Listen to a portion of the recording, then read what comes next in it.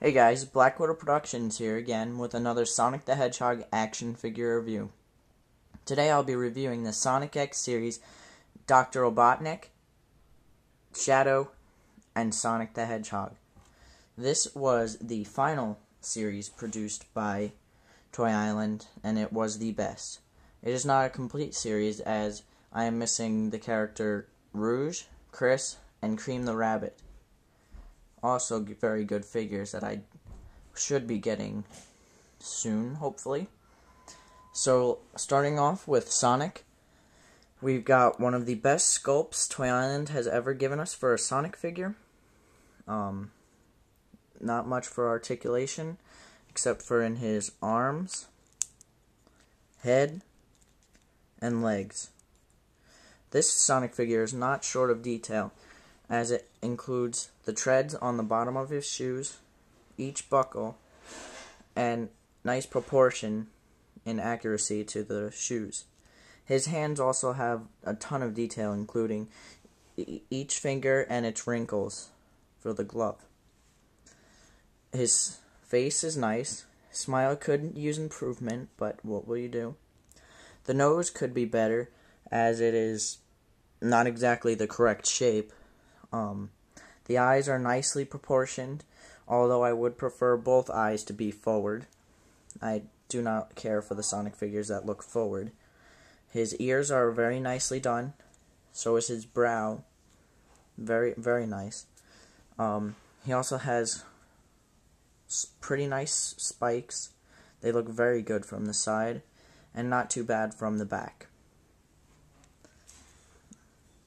Of course, Jazzwares has this guy beaten, with their 5-inch Sonic being more articulated, the same amount of detail, and more. But overall, he was a great figure of the time. Next we have Shadow.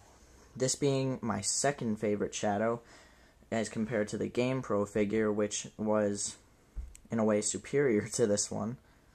But this is still quite a nice figure. He has the same exact articulation as Sonic, but is in a different pose, which looks nicer.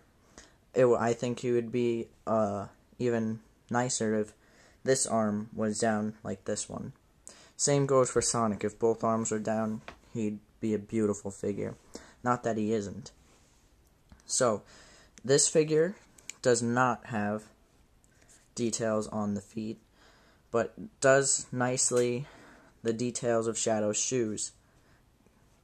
He also has the nice hands that Sonic's does, with the addition of his different cuffs.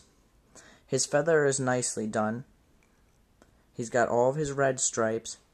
His eyes are not exactly looking forward, but in a way are more forward than Sonic's, or even about the same. He's got his frowny face, which is a palish color, the reds of his eyes, and of course his ears, which are the same as Sonic's, being very nicely done as well. From behind, he has all of his spikes nicely aligned with the red stripes, looking good from both the side and behind. This spike, however, is pointed upwards, such as these ones are, when it should not be. It may look like nice, but it is inaccurate to both the show and the video game. The back spikes are nice, along with the tail. And that is basically it for the Shadow figure. He also has the same nose as Sonic.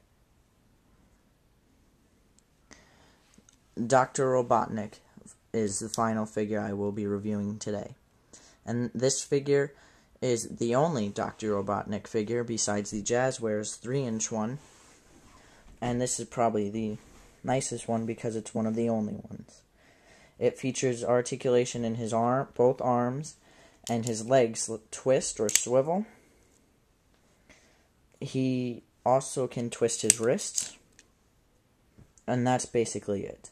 He has every detail you would expect on Dr. Robotnik, all the way from the boots down to on his jacket and face.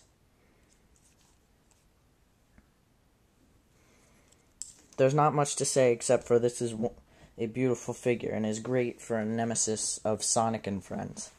It really completes the series and is great to have. Sonic gets a 5 out of 5, or rather 4 out of 5. Shadow will also be getting a 4 out of 5, and Dr. Robotnik is awarded a 5 out of 5. So, these figures are all figures I would recommend picking up. Thanks for watching. See you next time.